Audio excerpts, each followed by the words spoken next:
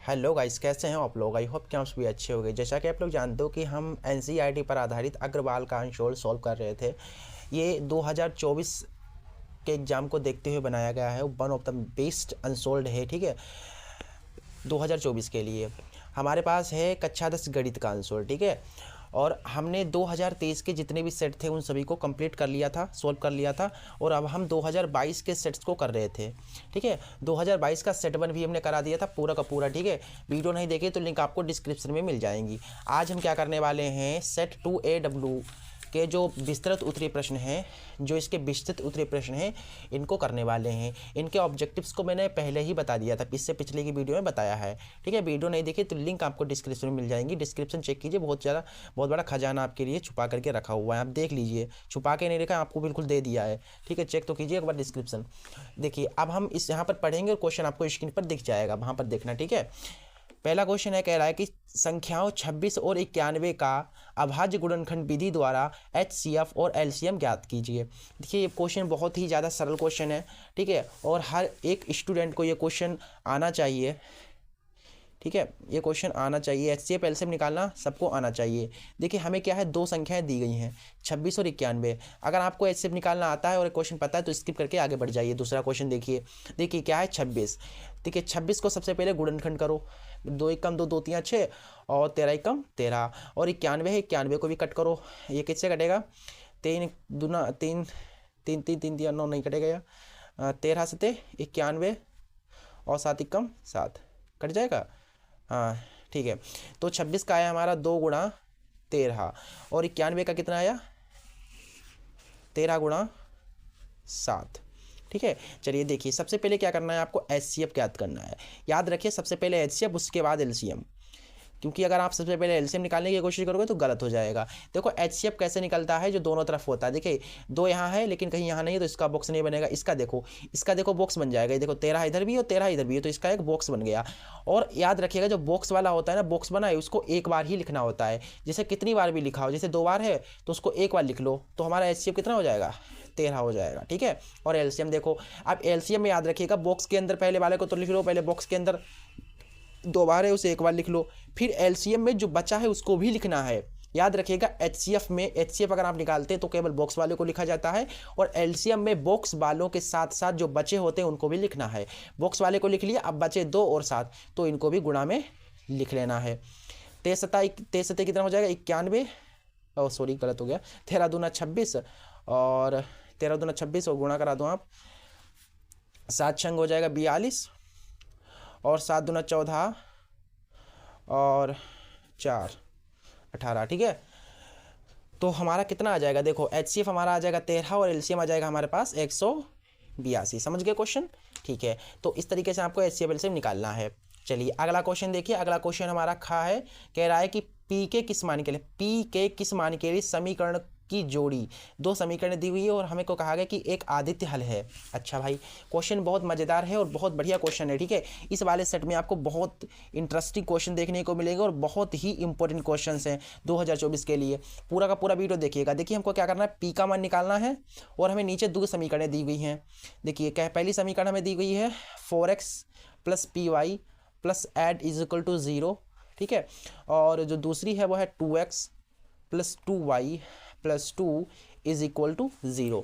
देखिए ये हमें समीकरण पहली दी गई है और ये समीकरण सेकंड, इसको मान लेना है। देखो हमें ये P निकालना है और कैसा है, इसका एक आदित्य हल है, ठीक है, आदित्य हल है। अच्छा आदित्य हल है तो कंडीशन क्या होती है, आदित्य हल की कंडीशन होती है A1/A2 नॉट = B1/B2। ये आदित्य हल की कंडीशन होती है। यहाँ पर A1 A2 B1 B2 ये चाहिए होंगे। देखिए इसमें आप अगर तुलना करेंगे तो ये पहला वाला जो होता है ये A1 होता है, ये A1 हो गया और ये हो जाएगा B1 और ये C1, ठीक है। और इधर देखोगे तो A2 B2 और ये C2, समझ गए। देखो A1 हमारा 4 है और A2 हमारे कितने हैं, 2 हैं। नॉट इज इक्वल टू लगा दो। देखो B1 हमारा P है और B2 हमारा कितना है, 2 है, ठीक है। क्लियर है इतना। अब देखो ये हो जाएगा हमारे पास 2 दूना 4, 2 एकम 2, यानी 2/1 not is equal to P/2 2। तो पी की 1 से गुणा करोगे तो पी आएगा नॉट इज इक्वल टू 2 दूना 4। तो पी का मान आएगा 4 के बराबर नहीं होगा, P not is equal to 4 आएगा। समझ गए? चलिए इसके बाद अगला क्वेश्चन देखते हैं। अगला क्वेश्चन है, कह रहा है कि एक घन का आयतन 1331 सेंटीमीटर क्यूब है, इसका संपूर्ण पृष्ठीय क्षेत्रफल कितना होगा? घन का संपूर्ण पृष्ठीय क्षेत्रफल पूछा गया है। चलिए घन का आयतन हमें दिया गया है, क्वेश्चन नंबर ग है, हमें क्या है घन का आयतन दिया है, देखो यहाँ पर लिखो दिया है घन का आयतन। घन, आपको रेड पेन यूज़ नहीं करना है बोर्ड एग्जाम में, याद रखिएगा, आपको ब्लैक एंड ब्लू पेन ही यूज़ करना है। घन का आयतन में 1331 सेंटीमीटर क्यूब दिया गया है। चलिए सेमी क्यूब में है, ठीक है। अच्छा, घन का आयतन दिया गया, घन का पृष्ठीय क्षेत्रफल पूछा गया है। चलो कोई बात नहीं, देखिए यहाँ पर घन का आयतन क्या होता है, घन का आयतन होता है भुजा की घात 3, है कि नहीं। तो यहाँ से आप भुजा निकाल लो, इस यहाँ से 1331 और क्यूब हटा लेंगे तो इधर क्या चढ़ जाएगा, रूट चढ़ जाएगा, लेकिन रूट वो जो होगा वर्ग घन का होगा, वर्ग का नहीं, घन का। यहाँ पर 3 लगा देना जिससे कि पता चलता रहे कि घन निकालना है। और सेंटीमीटर क्यूब, ठीक है, ये सेंटीमीटर क्यूब नहीं लिखा है मैंने, ये से भी लिखना है, ठीक है। देखो 1331 का घन कितना होगा, 1331 का मैं यहाँ पर देखिए निकालता हूँ घन, यहाँ पर चलो, यहाँ पर 1331, देखो इसे आप किससे काट सकते हो, 3 से। सो देखिए यहाँ पर क्या करना है, आपको काट लेना है। तो देखेंगे आप 3 का यहाँ पर बनाना होता है घन निकालने के लिए, 3 का तो कटेगा यहाँ पर कुछ इस तरीके से कटेगा, 11 आएगा, ठीक है। कितना आएगा, 11 सेंटीमीटर। अच्छा, घन की भुजा हमारी कितनी आ गई, 11 सेंटीमीटर आ गई। हमें क्या चाहिए, घन का पृष्ठीय क्षेत्रफल चाहिए। देखिए इसको मैं यहाँ पर बता देता हूँ, घन का पृष्ठीय क्षेत्रफल। देखो घन का पृष्ठीय क्षेत्रफल, देखो घन का पृष्ठीय क्षेत्रफल होता है 6 गुणा भुजा का स्क्वायर, यही तो होता है। देखो 6 गुणा भुजा हमारी 11 है तो 11 का स्क्वायर, तो देखो 6 गुणा 11 करेंगे 121 और 6 कम 6, 6 दूना 12, 6 कम 6 और 1 7, 726 सेंटीमीटर स्क्वायर, ठीक है। कुछ इस तरीके से 726 सेंटीमीटर स्क्वायर आएगा। मैं एक बार चेक कर लेता हूँ, हाँ 726 सेंटीमीटर स्क्वायर ही आएगा। चलिए आगे देखते हैं अगला क्वेश्चन क्या है। देखिए अगला क्वेश्चन बहुत ही ज़्यादा इंपॉर्टेंट है, शायद आपने ये क्वेश्चन जो है नहीं पढ़ा होगा। क्वेश्चन देखिए, क्वेश्चन ध्यान से देखिएगा। क्वेश्चन हमें दिया गया है कि नहीं, ये वाला क्वेश्चन तो आपने पढ़ा होगा, इसके नीचे वाला नहीं पढ़ा होगा। देखिए क्वेश्चन है कि सिद्ध कीजिए कि 3√2 एक अपरिमेय संख्या है। चलिए इसे भी आपको बता देता हूँ, ये इंपॉर्टेंट क्वेश्चन है, याद रखिएगा। अपरिमेय संख्या सिद्ध करने से रिलेटेड एक क्वेश्चन हर बार बोर्ड एग्जाम में 2 नंबर या 3 नंबर में आता है। हमें क्या करना है, सिद्ध करना है। तो यहाँ पर देखो सिद्ध करना है 3 इंटू √2 एक अपरिमेय संख्या है। तो मान लेता हूँ मैं इसको एक परिमेय संख्या, माना 3 इंटू √2 एक परिमेय संख्या है, ठीक है। परिमेय, जब भी आपको अपरिमेय सिद्ध करना हो तब आप उसे परिमेय मान लो, ठीक है। देखो अगर यह एक परिमेय संख्या है तो ये जो संख्या है अगर परिमेय संख्या है तो a/b के बराबर होगी, यानी इसके रूप की होगी। a और b क्या है, जहाँ a और b पूर्णांक होंगे हमारे, a और b पूर्णांक हैं। क्लियर है इतनी बात। अब देखो यहाँ पर आप इसकी इधर करा दो, इसकी एक इधर हो जाएगी, और यहाँ पर ऐसा कीजिए आप √2 को यहीं पर रोकिए। याद रखिएगा इधर जो लेफ्ट साइड में आपको अंडर रूट की संख्या रोकनी होती है, और इधर जो इसको हमें नहीं चाहिए तो इधर भेज दो, तो ये हमारा भाग में चला जाएगा, ए के भाग में, तो इतना आ जाएगा, ठीक है। अब बस यहीं पर एक लाइन लिख दो भैया, चूंकि a और 3b, a, 3b एक क्या है, परिमेय संख्या है, परिमेय संख्या है। आप देख सकते हैं कि ये बटे में है, इसका मतलब ये परिमेय संख्या है। अगर ये परिमेय संख्या है तो ये भी एक परिमेय संख्या होगी, क्योंकि ये बराबर है इसके। इसलिए जो √2 है भी एक परिमेय संख्या होगी, ठीक है, परिमेय संख्या होगी। इतना क्लियर है। अगर यह परिमेय संख्या है तो ये भी परिमेय संख्या होगी, क्योंकि ये बराबर है। लेकिन इसके विरोधाभास से अगर आप इसका विरोध करेंगे तो √2 एक अपरिमेय संख्या है, क्योंकि आप खुद समझ सकते हैं, आपने पढ़ा है कि √2 हमेशा एक अपरिमेय संख्या होती है। तो इसके विरोधाभास से √2 एक अपरिमेय संख्या है, परंतु इसके विरोध से या विरोधाभास से √2, ये वाली √2 एक अपरिमेय संख्या है, अपरिमेय संख्या है। अतः देखो √2 एक अपरिमेय संख्या, मैंने अभी सिद्ध किया।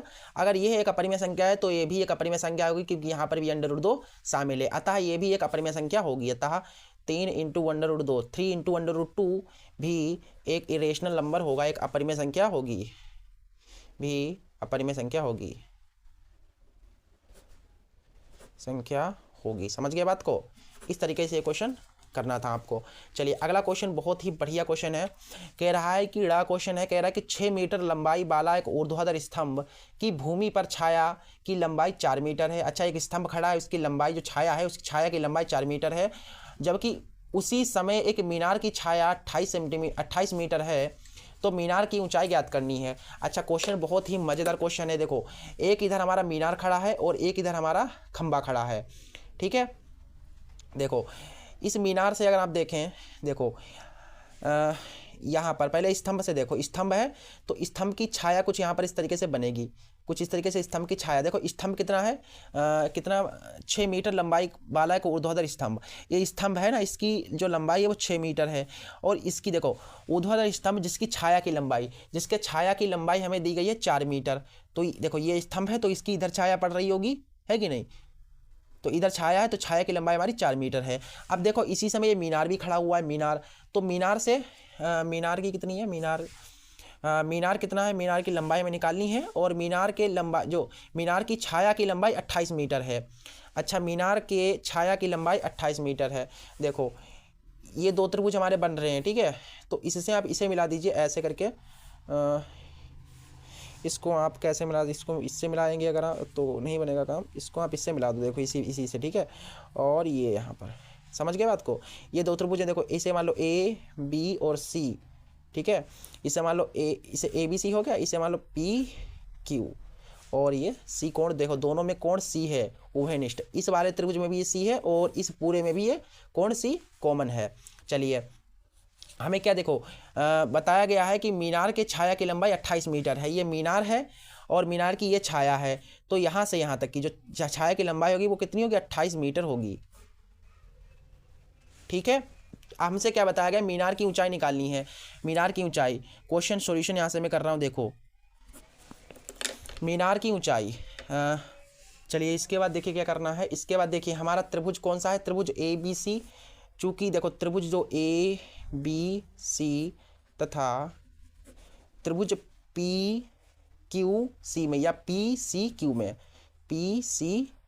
में अगर आप इस छोटे वाले त्रिभुज में इस बड़े वाले त्रिभुज में देखें तो जो कोण यहाँ पर देखो, यहाँ पर 90 बन रहा है और इस वाले में भी 90 बन रहा है, यानी कि कोण जो Q है वो कोण V के बराबर है। यहाँ पर देखिए चूंकि जो कोण Q है, कोण B है, वो कोण Q के बराबर है, या कोण Q कोण B के बराबर है, कुछ इस तरीके से, ठीक है। और अगर आप देखें इस वाले त्रिभुज में, देखो ये वाला त्रिभुज हमारा है और ये है, देखो C इधर भी मिल रहा है और C इधर भी मिल रहा है, मतलब ये भी ये वाला जो कोण C है इस वाले त्रिभुज में भी है और इस वाले इसमें देखिए, चलिए ये वाला देखिए C जो कोण है ना, इस छोटे वाले त्रिभुज में भी मिल रहा है और इस बड़े वाले त्रिभुज में भी मिल रहा है, यानी जो कोण C है वो कैसा है, उभयनिष्ठ है।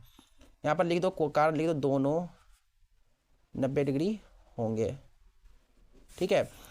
और कोण जो C है वो कोण C के बराबर है, क्यों? क्योंकि उभयनिष्ठ कोण है, उभयनिष्ठ कोण। अच्छा, उभयनिष्ठ कोण है। अब देखिए आपने क्या किया, 2 कोण बराबर दिखा दिए, इस दोनों, ये वाला त्रिभुज और ये वाला त्रिभुज, इनके कोण, 2 कोण क्या है, 2 कोण बराबर हैं। अगर 2 कोण बराबर हैं इसका मतलब तीसरा कोण ऑटोमेटिक बराबर होगा। अब जब सभी कोण इसके बराबर हो गए, इस वाले त्रिभुज के सभी कोण बराबर हो गए, इसका मतलब ये तो जो त्रिभुज हमारा ABC है वो त्रिभुज PCQ के क्या है, समरूप है। इसका मतलब A से जो त्रिभुज हमारा ABC होगा वो सिमिलर होगा त्रिभुज PCQ के।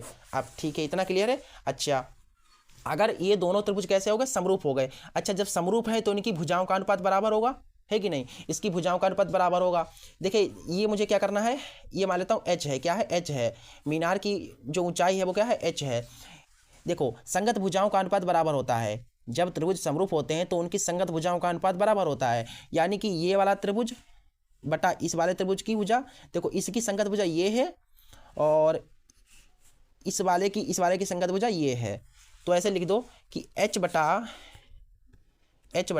इसलिए h/6 बराबर, ये देखो अब कितना है, ये बटा ये 28/4, ठीक है, 4 सते 28, h/6 बराबर 7/1, h की गुणा कराएंगे जब आप तो h कम h और 6 सते 42 मीटर। तो हमारे जो मीनार की ऊंचाई आई है वो कितनी आई है, 42 मीटर आई है। यहाँ पर समझ में शायद आपको थोड़ा बहुत नहीं आया होगा, मैं नहीं चाहता कि आपको कोई डाउट रहे, इसलिए मैं इसको यहाँ पर क्लियर कर देता हूँ। देखिए ये दोनों त्रिभुज कैसे हैं, समरूप हैं, इसका मतलब इनकी भुजाओं का अनुपात बराबर है।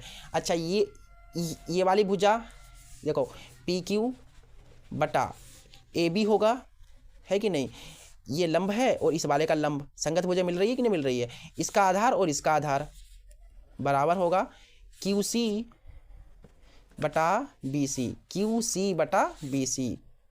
और अब कर्ण देख लो, इस वाले का कर्ण PC बटा इस वाले का कर्ण AC, समझ गए, इसका लंब बटा इसका लंब, इस बड़े वाले का आधार माइनस छोटे वाले का आधार, बड़े वाले का कर्ण बटा छोटे वाले का कर्ण, समझ गए, मतलब अनुपात में इनको लिख लेना है। और इस तरीके से हमको ये तो चाहिए नहीं, तो हम सिर्फ इसको लेंगे और बराबर करके हम ऊंचाई निकाल लेंगे, समझ गए। चलिए अगला क्वेश्चन देख लेते हैं क्या है। अगला क्वेश्चन है, कह रहा है कि यदि साइन थीटा बराबर 5/13 हो तो 5 sine theta plus 4 cos theta बटा 5 sine theta minus 4 cos theta का मान ज्ञात कीजिए। अच्छा देखिए इस क्वेश्चन में क्या है, हमको दिया गया है कि साइन थीटा बराबर हमें दिया गया है 5/13, तो हमसे कहा गया है कि 5 sine theta plus 4 cos theta बटा 5 sine theta minus 4 cos theta, इसका मान निकालना है। चलिए देखिए इसको कैसे करना है, आपको ये कर चुके हो प्रश्नावली, जब आपने 8.1 पढ़ी होगी तो उसमें देखा होगा कि यहाँ पर क्या दिया गया है। यहाँ पर मैं सॉल्यूशन बताता हूँ, देखो बहुत सिंपल क्वेश्चन है, आप इसको कर सकते हो। देखो साइन थीटा बराबर क्या मुझे दिया गया है, 5/13 दिया गया है। देखो साइन थीटा बराबर क्या होता है, लंब बटा कर्ण, तो ऊपर वाला लंब है नीचे वाला कर्ण है। यहाँ पर पहले तो त्रिभुज बना लो जिससे कि लंब कर्ण हम जिसमें दिखा सकें। देखो ये मान लेता हूँ त्रिभुज हमारा ABC है, ये हमारा एक राइट एंगल ट्रायंगल है, यहाँ पर 90 डिग्री का एंगल बनेगा, समकोण त्रिभुज, और 90 डिग्री का कोण बनेगा। देखो लंब कितना है, लंब हमारा 5 है और कर्ण कितना है 13 है, तो ये कितना होगा, ये आधार भी तो पता नहीं है, तो आधार भी निकाल लो पहले। तो पाइथागोरस यहाँ पर लगाओ, तो पाइथागोरस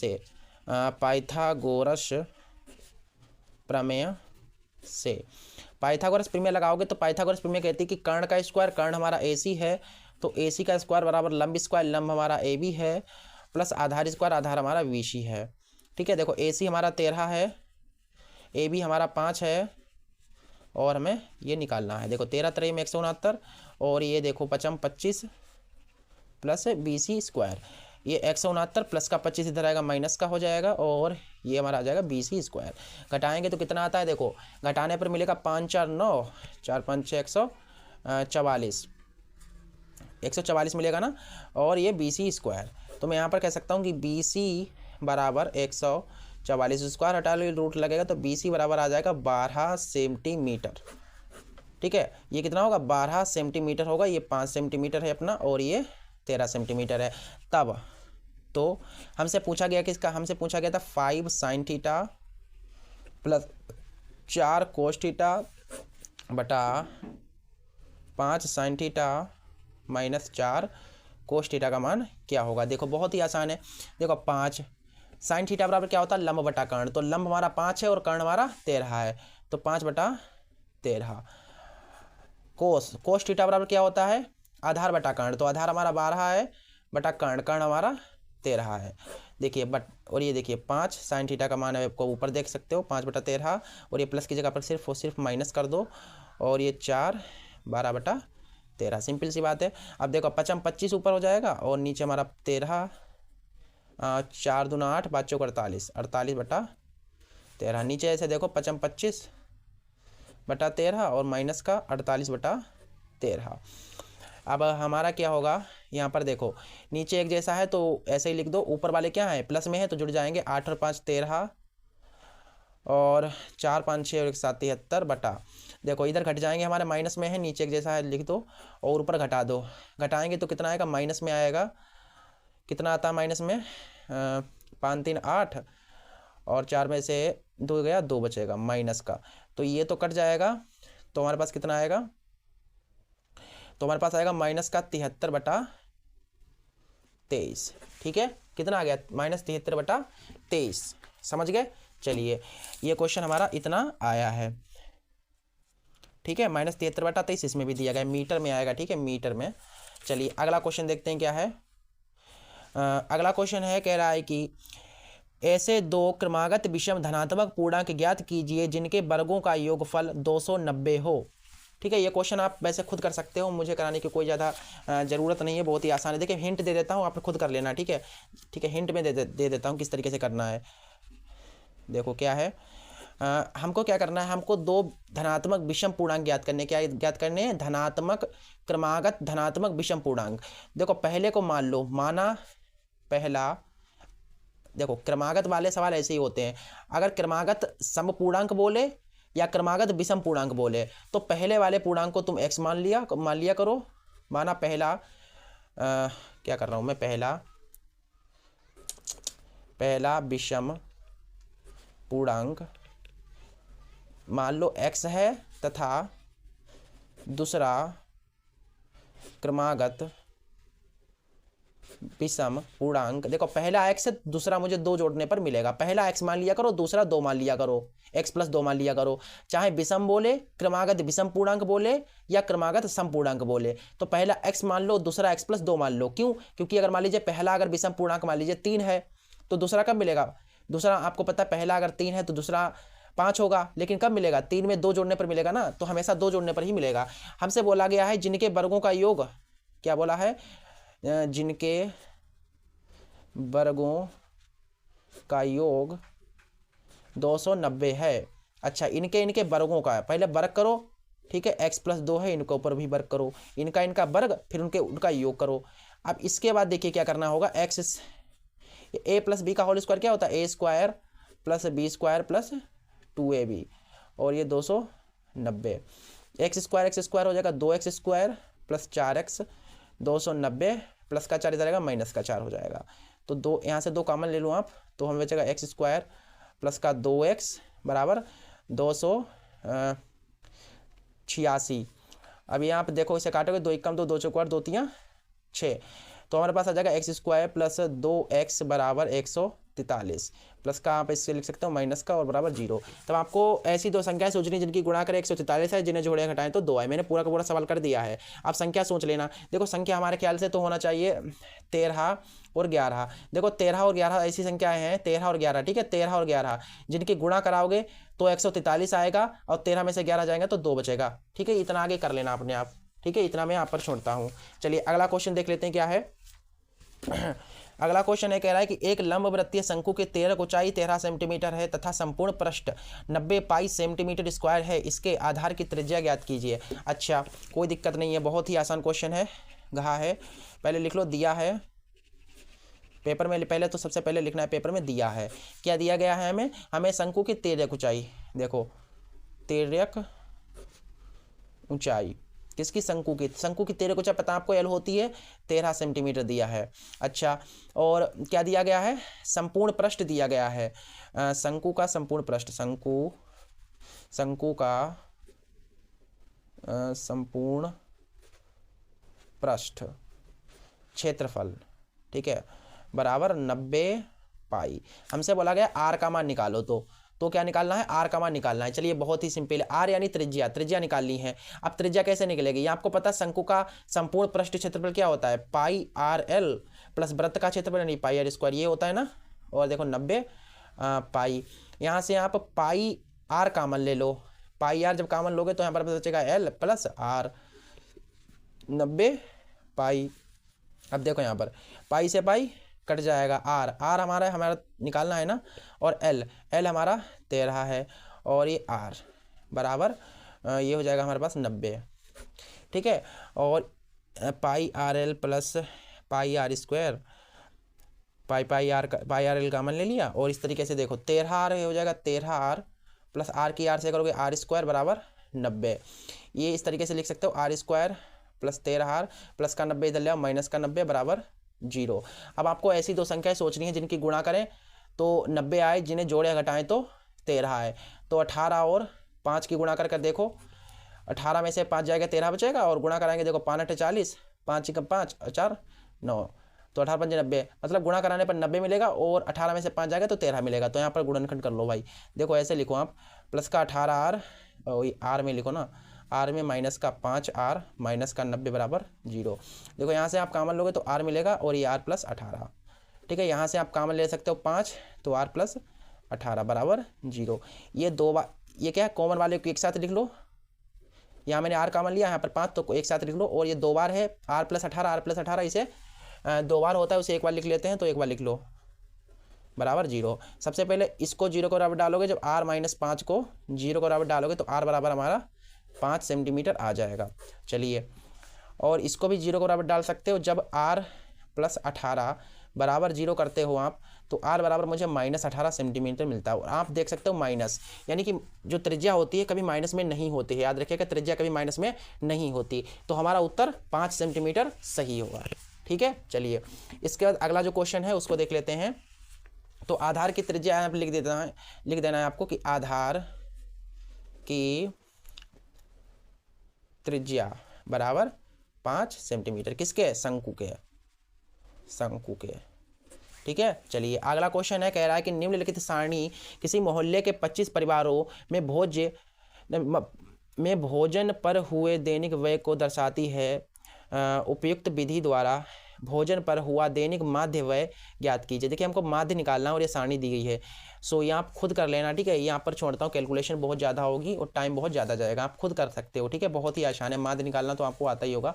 माध्य बराबर sigma F x upon sigma है, आप निकाल लीजिएगा, ठीक है। इसके बाद देखिए अगला क्वेश्चन, जो अगला क्वेश्चन है, कह रहा है कि एक आयताकार खेत का विकर्ण उसकी छोटी भुजा से 60 मीटर अधिक लंबा है। यदि बड़ी भुजा छोटी भुजा से 30 मीटर अधिक हो तो खेत की भुजाएं ज्ञात कीजिए। ये आपके प्रश्नावली 4.3 का क्वेश्चन है, जो आपका चौथा चैप्टर है ना, द्विघात समीकरण, उसी से रिलेटेड है। और ये जो क्वेश्चन है, जो प्रश्नावली 4.3 है, वो हटा दी गई है, ठीक है। तो ये हटा देगा और 2024 में नहीं आएगा, सो हम इसे नहीं करेंगे। टाइम वेस्ट करने से कुछ फ़ायदा नहीं, मैं कराऊंगा, आप सोचोगे ये हटाला नहीं गया है। जो हटा दिया गया है उसे हम लीव करते जा रहे हैं, स्किप करते जा रहे हैं, ठीक है, ठीक है। देखिए अगला क्वेश्चन है, कह रहा है दी गई आकृति में, आकृति दी गई है, और हाँ ये वाला भी क्वेश्चन हटा दिया गया है। ये शायद 12.3 का क्वेश्चन है, 12.2 का, तो ये प्रश्नावली हटा दी गई है, ठीक है। चलिए अगला क्वेश्चन देखते हैं क्या है। कह रहा है निम्नलिखित बारंबारता सारणी में माध्यिका ज्ञात कीजिए। अब माध्यिका निकालना, माध्य निकालना और बहुलक निकालना आप खुद निकाल सकते हो। माध्य, माध्यक, बहुलक ये खुद निकाल लेना, ठीक है। अगला क्वेश्चन देखिए, तीसरा क्वेश्चन है, कह रहा है कि एक नाव पुल की ओर आ रही है। एक नाव है, पुल की ओर आ रही है। किसी क्षण पुल का उन्नयन कोण 30 डिग्री देखा गया। नाव के उसी चाल से 4 मिनट चलने के पश्चात पुल का उन्नयन कोण 60 डिग्री हो गया। नाव को पुल तक पहुंचने में कितना समय लगा? अच्छा, पहले 30 डिग्री का कोण बन रहा था और 4 मिनट बाद 60 डिग्री का कोण बन रहा है, और नाव पुल की ओर आ रही है। अच्छा, ये क्वेश्चन बहुत ही बढ़िया क्वेश्चन है, ठीक है, 9वें चैप्टर से है और ये इंपॉर्टेंट क्वेश्चन है, ठीक है, इंपॉर्टेंट क्वेश्चन है। चलिए देखिए, क्वेश्चन नंबर हमारा तीसरा है और 6 नंबर में है ये क्वेश्चन। देखो, एक नाव है और एक पुल है। देखो, पुल में यहाँ पर बना लेता हूँ, और एक नाव जो है यहाँ पर पुल की ओर आ रही है, ऐसे ऐसे ये पुल की ओर आ रही है। देखिए, यहाँ से पहले जो है 30 डिग्री का कोण देखा गया, 30 डिग्री का देखा गया है, 60 डिग्री का। देखिए 30 डिग्री का देखा गया, यहाँ पर 30 डिग्री का देखा गया, और यहाँ से 4 मिनट बाद यहाँ से यहाँ तक 4 मिनट बाद यहाँ से यहाँ तक 4 मिनट बाद कितने डिग्री का कोण बन रहा है? 4 मिनट बाद कोण बन रहा है 60 डिग्री का। मतलब ये नाव यहाँ से थी और यहाँ पर थोड़ी थोड़ी ऐसे ऐसे चली 4 मिनट बाद यहाँ पर पहुँच गई, और यहाँ पर पहुँच गई, फिर चेंज हो जाएगा कोण, तो कोण यहाँ पर 60 डिग्री का बनेगा, ठीक है। हमें क्या बताना है? हमें यहाँ से क्या बता रहा है, क्या कह रहा है इस क्वेश्चन में, नाव को पुल तक पहुंचने में कितना समय और लगेगा। नाव को यहाँ से नाव है यहाँ पर, यहाँ से यहाँ तक पुल तक पहुंचने में कितना टाइम लगेगा, मतलब यहाँ से यहाँ तक के हमें समय निकालना है। चलिए ए बी, इसका सी मान लो, इसको डी मान लो, यानी बी से सी तक का, बी देखो सी से बी तक लगा समय निकालना है। चलिए समय कैसे मिलेगा? जब हमें यहाँ से यहाँ तक की दूरी पता होगी और हमें नाव की चाल पता होगी। तो सबसे पहले हम यहाँ से यहाँ तक की दूरी निकाल लेते हैं। तो त्रिभुज ए सी बी में चलो, त्रिभुज ए सी बी में देखो यहाँ पर आप दिया है, लिख लेना पूरा का पूरा कि क्या क्या दिया गया है, कोण इतना दिया गया है और ये 4 मिनट वगैरह वगैरह, ठीक है। इसके बाद आप यहाँ से सॉल्यूशन करना। देखो त्रिभुज ए सी बी में यहाँ से यहाँ तक मैं बी सी दूरी निकाल लूँगा। देखो tan 60 ले लो, tan 60 बराबर देखो tan थीटा बराबर लंब बटा आधार, लंब हमारा ए बी बटा आधार, आधार हमारा वी सी है। tan 60 का मान √3 होता है और ये ए बी बटा बी सी। देखो बी सी की गुणा कराओगे तो हो जाएगा बी सी, इसके बटे कुछ ले तो 1, इसकी इधर बी सी √3, एक की करा दो ए बी हो जाएगा। अब देखो ये बी सी बराबर ए बी √3 गुणा में इधर आएगा बटे में आ जाएगा। और आप एक और बात जानते हो कि अंडर रूट कभी नीचे नहीं होता है, जो हर है हर में नहीं होता, तो इसको हटाने के लिए जो है इसका हर परमीकरण करना पड़ेगा। देखो यहाँ पर बी सी बराबर हो जाएगा हमारा ए बी की गुणा हो जाएगी √3 और इसकी आमने सामने कराओगे 3 आएगा। तो ये हमारा क्या आ गया, बी से सी तक लगा समय, चूँकि बी से सी तक की दूरी, ठीक है, बी से सी तक की दूरी कितनी है, बी सी बराबर ये है हमारे पास, ठीक है, ए बी √3 बटा 3 मीटर, ठीक है। ये हमें समीकरण इसको फर्स्ट मान लेनी है, ठीक है। ये बी से सी तक की दूरी है, यहाँ से देखो यहाँ से यहाँ तक, यहाँ से सी से बी तक या बी से सी तक, यहाँ से यहाँ तक की जो है दूरी है। अब दूरी मिल गई हमें, तो हमें चाल चाहिए, तभी तो हम फार्मूला लगाएंगे, समय बराबर दूरी बटा चाल, है कि नहीं। तो दूरी तो मिल गई लेकिन बटा चाल तो नहीं पता है ना, तो चाल आप निकाल सकते इस वाले त्रिभुज से, त्रिभुज ए डी बी में, त्रिभुज ए डी बी में, त्रिभुज ए डी बी में।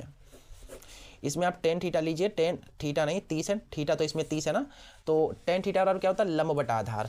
तो लंब हमारा इसमें ए बी बटा आधार, आधार हमारा B C plus C D है। तो लंब ए बी बटा आधार, आधार ये पूरा है, तो ये पूरा कब मिलेगा, बी सी में, और सी डी को जोड़ना पड़ेगा, तो B C plus C D, आधार है हमारे पास B C plus C D. अच्छा यहाँ से यहाँ देखो सी डी हम निकाल लेंगे, तो सी डी यहाँ से यहाँ तक देखो, समझो बात को, सी से डी तक की देखो सी डी हमें क्या मिल जाएगी, दूरी मिल जाएगी, यहाँ से यहाँ तक दूरी मिल जाएगी। अच्छा दूरी मिल गई और समय भी पता है, दूरी पता समय पता, तो चाल आप निकाल सकते हो, है कि नहीं। जब यहाँ से यहाँ तक दूरी हमें सी डी पता चल जाएगी और सी से डी तक का समय भी पता है, तो चाल पता चल जाएगी, और चाल पता चल जाएगी तो फिर यहाँ से आप निकाल सकते हो, है कि नहीं। तो यहाँ पर लिख लो, थोड़ा सॉल्व करिए यहाँ पर पहले। तो tan 30 का मान कितना होता है, 1/√3, और ये ए बी बटा ये हमारे पास B C plus C D है। अब इधर गुणा करा दीजिए आप, ये हो जाएगा B C plus C D बराबर, इधर कराएंगे तो हमारे पास हो जाएगा ए बी √3, ठीक है। देखिए इसके बाद कैसे करना है, इसके बाद देखिए यहाँ पर देखो आपको क्या चाहिए, सी डी चाहिए। सी डी क्यों मैं निकाल रहा हूँ, क्योंकि आपको पता है ना सी डी बराबर दूरी है, सी डी बराबर देखो सी डी हमारे पास आ जाएगा ए बी √3, ये प्लस का बी सी इधर आएगा माइनस का बी सी हो जाएगा, ठीक है। ये सी डी हमें मिल गई, ये सेकंड मान लो समीकरण, ये सी डी क्या है, दूरी है, ठीक है, क्या है, दूरी है। अब देखो यहाँ पर क्वेश्चन को बढ़िया तरीके से देखना है। देखो सी से डी तक की हमें दूरी पता है, समय पता है, ये समय 4 मिनट है और दूरी भी पता चल गई, तो चाल निकाल सकते हो। तो यहाँ पर देखो फॉर्मूला क्या होता है, समय बराबर दूरी बटा चाल। समय कब मिलता है, दूरी को चाल से भाग देने पर। तो समय देखो यहाँ से यहाँ तक का सी डी समय कितना है, 4 मिनट है। दूरी सी से डी तक की दूरी ये है ना हमारे पास, कितनी है, A B √3 minus B C बटा चाल। अच्छा चाल तो हमें निकालनी है, नाव की कितनी स्पीड में चल रही है नाव, देखो इसकी इससे गुणा कराओगे, देखो चाल हो जाएगा 4 गुणा चाल, और इसकी कराएंगे तो हमारे पास आ जाएगा A B √3 minus B C. चाल देखो 4 क्या है, गुणा में, तो इधर आएगा बट्टे में आ जाएगा,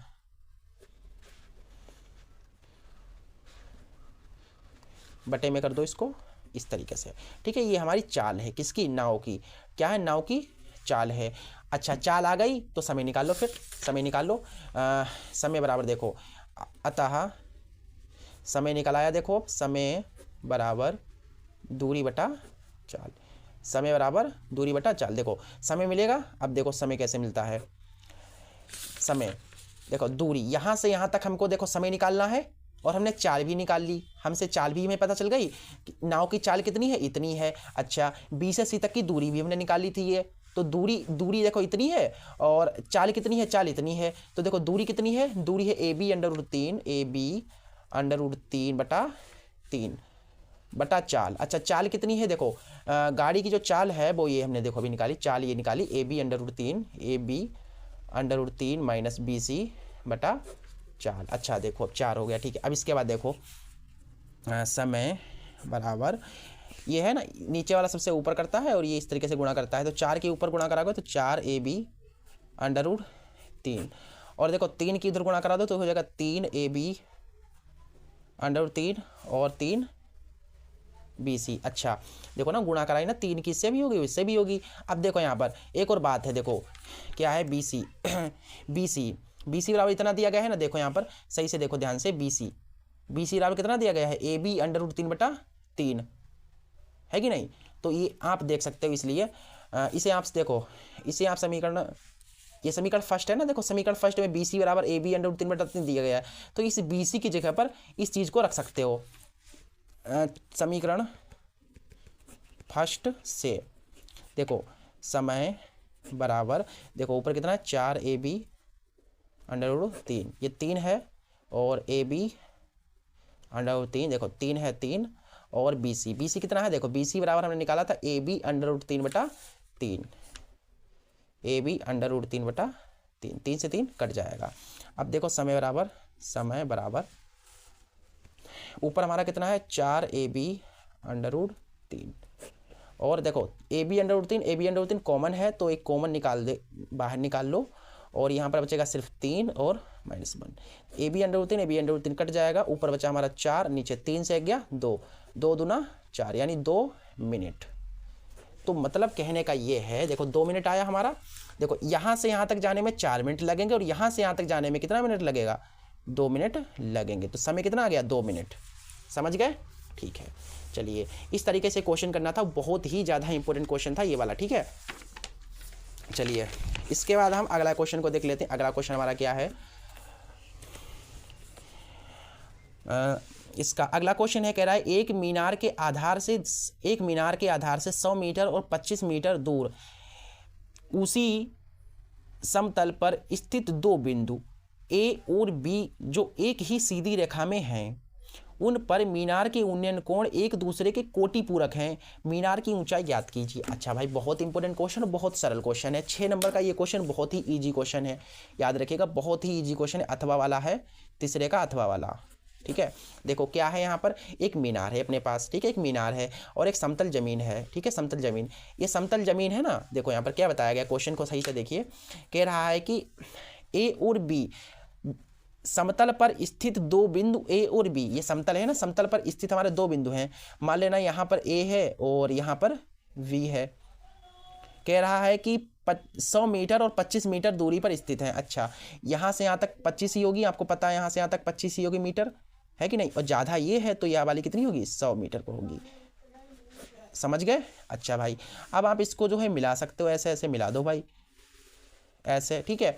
बताया गया है जो कोण है, अच्छा कोण कौन कौन से बनेंगे, कोण बताया गया कोटि पूरक, क्या बताया गया है, कोटि पूरक कोण है। अच्छा, कोण कोटि पूरक है, कहने का मतलब 2 कोणों का योग जब 90 डिग्री होता है तो कोटि पूरक कोण होते हैं। यहाँ पर इसका मतलब 90 माइनस थीटा बनेगा और यहाँ पर थीटा कोण बनेगा, ठीक है, क्योंकि आप इन्हें जोड़ोगे, देखो 90 माइनस थीटा और ये थीटा इन्हें जोड़ोगे तो कट जाएगा, 90 आ जाएगा, क्योंकि आप जानते हैं कि जो पूरक कोण होते हैं, जो कोटि पूरक कोण होते हैं, वो 2 कोण होते हैं, 2 कोणों का योग जब 90 डिग्री होता है वो कोण पूरक कोण होते हैं। अगर आप इनको जोड़ोगे ना तो 90 डिग्री ही आएगा, ये कट जाएगा और 90 डिग्री आ जाएगा। तो इस तरीके से हमने इसलिए मान लिया है, यहाँ पर थीटा बन रहा है तो यहाँ पर 90 माइनस थीटा बनेगा।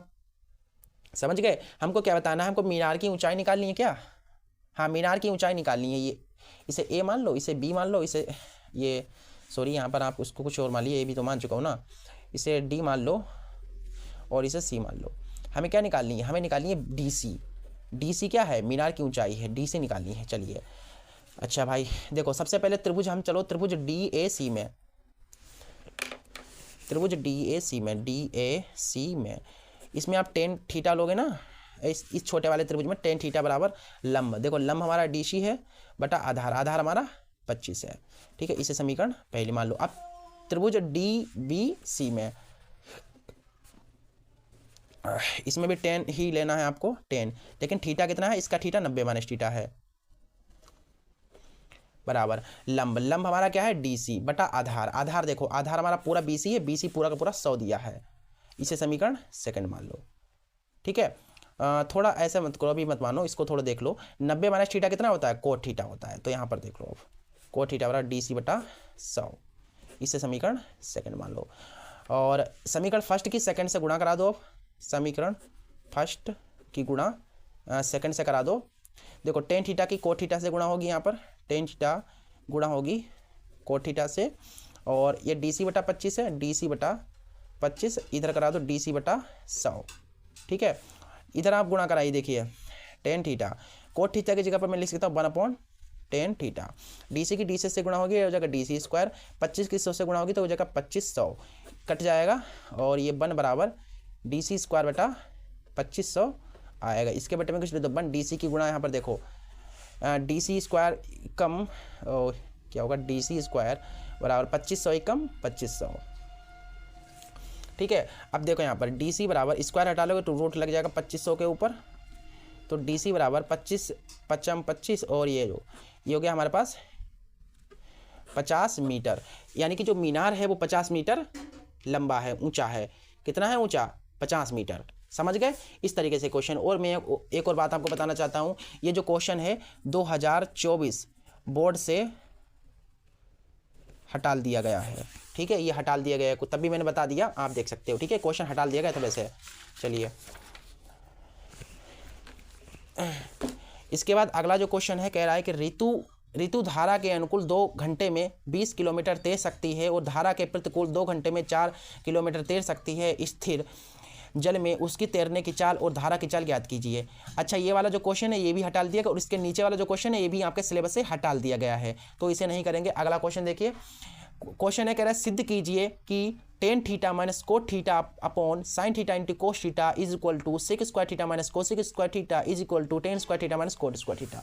वाह क्या क्वेश्चन है, बहुत बिंदास क्वेश्चन, नंबर 1 6 नंबर का क्वेश्चन ये रहा आपके सामने। देखो क्या है भाई, tan theta minus cot theta बटा कितना है sine theta into cos theta बराबर सेक square theta minus cosec square theta बराबर tan square theta minus cot square theta, tan square theta minus cot square theta. एक पक्ष, दो पक्ष, तीन पक्ष। अच्छा 3 पक्ष दिए गए हैं और आपको इनको बराबर दिखाना है, तो सबसे पहले कीजिए आप पहला पक्ष ले लो, तो लिख दो यहाँ पर पहला पक्ष लेने पर देखो पहला पक्ष हमारे पास है टेन थीटा माइनस का coat theta upon sine theta into cos theta, ठीक है। देखिए टेन थीटा है यहाँ पर और ये इस तरीके से है। चलिए देखिए टेन थीटा को आप लिख सकते हो, कैसे लिख सकते हो, sine theta upon cos theta, sine theta upon cos theta, और इस कोट थीटा को लिख सकते हो cos theta upon sine theta, और नीचे हमारा कितना है sine theta into cos theta. देखो साइन की साइन से करा दो, हो जाएगा साइन स्क्वायर थीटा, कोस की कोस से होगी हो जाएगा कोस स्क्वायर थीटा बटा नीचे हमारा नीचे देखो इस किस से होगा, इस किस से होगी, तो आमने सामने भी कर दो sign theta into cos theta, sign theta into cos theta. अब ये बटा है तो बटा लगा दो, और नीचे हमारा कितना है sine theta into cos theta, इसके बटे में कुछ नहीं तो 1 होगा, इसकी इधर गुणा हो जाएगी, इसकी इधर गुणा हो जाएगी, ठीक है। ऊपर हमारे पास क्या है sine square theta minus cos square theta minus cos square theta, ठीक है। दिक्कत समस्या प्रॉब्लम नहीं होनी चाहिए। अब देखो साइन थीटा की साइन थीटा से होगी हो जाएगा साइन स्क्वायर थीटा, और कोस थीटा की कोस थीटा से होगी ये हो जाएगा कोस स्क्वायर थीटा। देखो ए स्क्वायर माइनस बी स्क्वायर का फॉर्मूला लगेगा यहाँ पर, अब लगाओगे तो कितना होगा ब्रैकेट ए प्लस बी ब्रैकेट ए माइनस बी, बस इतना ही हो पाएगा क्या सोल्व। इसके बाद ऐसा कीजिए आप कैसे लाना है आपको, इसको लाने के लिए आप साइन थीटा से अगर भाग दे दोगे आप, हाँ ऐसा कीजिए तब आप कि अलग अलग लिख लीजिए। देखिए इसको इसके बटे में, इसको इसके बटे में लिख लीजिए। देखिए साइन स्क्वायर थीटा है, साइन स्क्वायर थीटा बटा ये sine square theta into cos square theta, इसको अलग लिख लो, अलग अलग लिख लो, मतलब मेरे कहने का मतलब यही है, ठीक है, माइनस अब इसके बटे में लिख लो, क्योंकि ये जो ये वाली जो चीज़ है ना, इसके बटे में भी है और इसके बटे में भी है, तो इसके बटे में देख लिख ली, अब इसके बटे में लिख रहा हूँ मैं, तभी हो पाएगा बेटा। ये इस तरीके से ही करना पड़ेगा आपको। देखो ये चीज़ कट जाएगी, ऊपर 1 है और स्क्वायर है ना बेटा, ये कट जाएगा तो ऊपर 1, तो देखो 1 अपॉन कॉस कितना होता है, 1 अपॉन कॉस होता है सेक, और स्क्वायर में तो स्क्वायर हो जाएगा sec square theta, minus 1 upon sine square, ये हो जाएगा कोसेक स्क्वायर थीटा। अच्छा ये वाला देखिए आप इस तरीके से, ये किसके बराबर है, सेक स्क्वायर थीटा। देखो sec square theta minus cosec square theta, यानी ये दूसरा पक्ष के बराबर आ गया। किसके बराबर आ गया, दूसरा पक्ष, दूसरा पक्ष। अच्छा भैया देख सकते हो आप, ये किसके बराबर मैंने कर दिया, इस चीज़ को इस चीज़ के बराबर दिखा दिया। अगर मैं इसको भी इसके बराबर दिखा देता हूँ तो हमारा सिद्ध हो जाएगा, यानी कि दूसरा पक्ष बराबर तीसरा पक्ष हमको कर देना है। अब देखो कैसे होगा, देखो अब दूसरा पक्ष माइनस तीसरा पक्ष, देखो इसको मैंने लिया, इसके बराबर कर दिया। अब मैं इसको लूँगा, दूसरा पक्ष को लूँगा, दूसरा पक्ष लेने पर देखो ये हमारे पास है, देखो sec square theta minus cosec square theta. Sec को लिख सकता हूँ, देखो सही से मैं पहले रख लेता हूँ। देखो अब देखो सेक को लिख सकता हूँ 1 upon cos square theta, cosec के लिख सकता हूँ 1 अपॉन साइन स्क्वायर थीटा। रुक जाइए अभी मैं 2 मिनट रुकिए, हमको ये लाना है ना, तो इस तरीके से हमको टेन और कोट में ही लाना है। देखो टेन और कोट में लाना है, तो ऐसे करोगे तो नहीं हो पाएगा ये। ऐसा कीजिए, देखो सेक स्क्वायर थीटा बराबर क्या होता है, 1 प्लस टेन स्क्वायर थीटा होता है, और कोसिक स्क्वायर थीटा बराबर कितना होता है, 1 प्लस कोट स्क्वायर थीटा होता है कि नहीं होता है, इतनी चीज़ आपको पता ही है। अब देखो 1 plus ten square theta, minus के अंदर गुणा कराएंगे तो प्लस है माइनस हो जाएगा, प्लस है ये माइनस हो जाएगा, ये चीज़ कट जाएगी तो हमारे पास आ जाएगा देखो ten square theta minus cot square theta. आप देख सकते हैं भैया, आप भैया दूसरा पक्ष मैंने लिया और इसको सॉल्व किया, बराबर जो किसके बराबर आ गया, तीसरे पक्ष के, तीसरा पक्ष। कहने का मतलब ये तीनों पक्ष कैसे हैं, बराबर हैं। देखो मैंने क्या किया, पहले वाले पक्ष को पहले तो लिया, पहला पक्ष, और इसको मैं सोल्व करते आया दूसरे पक्ष के बराबर आ गया। देखो sec square theta minus cosec square theta, solve करने पर इतना मिला जो कि ये दूसरे पक्ष के बराबर है। दूसरा पक्ष यानी इसको पहला पक्ष बराबर दूसरा पक्ष, और दूसरे पक्ष को मैंने फिर इसके बाद लिया, देखो दूसरे पक्ष को लिया, दूसरे पक्ष को इस वाले को लिया और इसके बराबर कर दिया, यानी तीसरा पक्ष। पहला पक्ष बराबर दूसरा पक्ष, दूसरा पक्ष बराबर तीसरा पक्ष। कहने का मतलब हमारा पूरा का पूरा सिद्ध हो गया। तो लिख दो हैंस प्रूव्ड, हैंस प्रूव्ड। दिक्कत समस्या प्रॉब्लम नहीं होनी चाहिए, इस तरीके से करना था।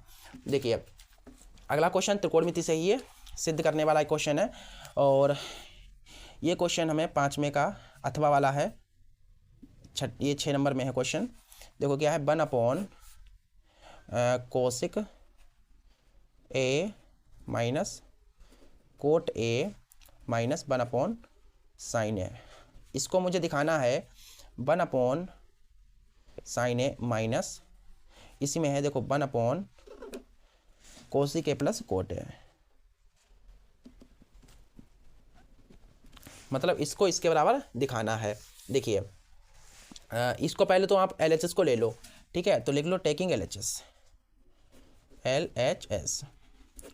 तो देखो इसको ले लो पहले तो भैया 1 अपॉन लिख लो पहले तो COSEC कोसिक ए माइनस का cot A minus 1 upon sine A. किस तरीके से करना है, देखो 1 है 1 लिख लो, कोसिक 1 अपॉन साइन होता है कोसिक के बराबर 1 अपॉन साइन ए, और कोट होता है कोस ए अपॉन साइन ए। कितना होता है, कोस ए अपॉन साइन ए। अब देखो यहाँ पर ये 1 है ना ऊपर, ठीक है, हाँ ये भी तो है ना, 1 अपॉन साइन भी तो छूट रहा है ना, ये छोड़ना नहीं है बिल्कुल भी। और नीचे देखो साइन ए के जैसा है, तो एक बार लिख लेना है आपको साइन ए और 1 माइनस कोस ए। अब देखो ये 1 अपॉन साइन, देखो अब इसके बाद क्या करना है, देखो इसके बटे में कुछ नहीं तो 1 होगा, इसके बटे में कुछ नहीं तो 1, और ये ऊपर गुणा कर लेगा, ये इस तरीके से गुणा होगी, साइन के ऊपर हो जाएगी, तो जाएगा ये साइन ए अपॉन 1 माइनस कोस ए माइनस 1 अपॉन साइन ए, मतलब कुछ इस तरीके से ही आया है अभी, ठीक है। अब साइन की साइन से कर दो, इसकी इधर कर दो, ठीक है। क्वेश्चन हमारा थोड़ा लंबा है, बाकी क्वेश्चन तो हो जाएगा, सरल है। देखो यहाँ से देखिए अब यहाँ पर साइन की साइन से कराएंगे तो कितना हो जाएगा, साइन स्क्वायर ए माइनस इसकी इधर करा दीजिए आप, तो 1 माइनस कोस ए अपॉन साइन की इधर गुणा कराओगे तो साइन ए इंटू 1 माइनस कोस ए। इतना क्लियर है। देखिए अब ये इतना ही शायद हो पाएगा, आगे आप करना चाहेंगे अगर तो साइन स्क्वायर की जगह 1 माइनस कोस स्क्वायर हो जाएगा। हाँ बस इतना ही हो पाएगा, ठीक है। तो कहने का मतलब ये है मेरा कि मैं इसको कर रहा हूँ, देखो इसको मैंने लिया और इतना आया, कितना आया, इतना आया, इतना। अब जब आप इसको लोगे और हल करोगे तो इतना ही आ जाएगा। कहने का मतलब ये LHS बराबर कर देना RHS के, ठीक है, हो जाएगा। समझ गए बात को कि नहीं। मैंने इस वाले को लिया, इतना आया, अब इसको जब आप लोगे तब भी इतना ही आएगा, देखना इतना ही आएगा। अब भाई जब ये वाला इतना आ रहा है और ये वाला भी इतना आ रहा है तो इसका मतलब हमारा LHS बराबर RHS है, तो लिख देना फिर हैंस प्रूव्ड। समझ गए। चलिए तो अगले इस तरीके से हमने जो है इसके सभी के सभी क्वेश्चन कर लिए हैं, ठीक है। सेट जो हमारा 2022 का सेट 2 AW था, इसके जितने भी सेट थे उन सभी को मैंने बता दिया है। आगे देखिए अगले वीडियो में हम क्या करेंगे, जो सेट 3 हमारा सेट 3 जो AX है 2022 का, उसके जितने भी ऑब्जेक्टिव हैं उनको कर लेंगे और उसके बाद जो अगली वीडियो बनाएंगे हम विस्तृत उत्तरी जो क्वेश्चन 2, 4, 6 नंबर वाले हमारे हैं इनको भी बताया जाएगा।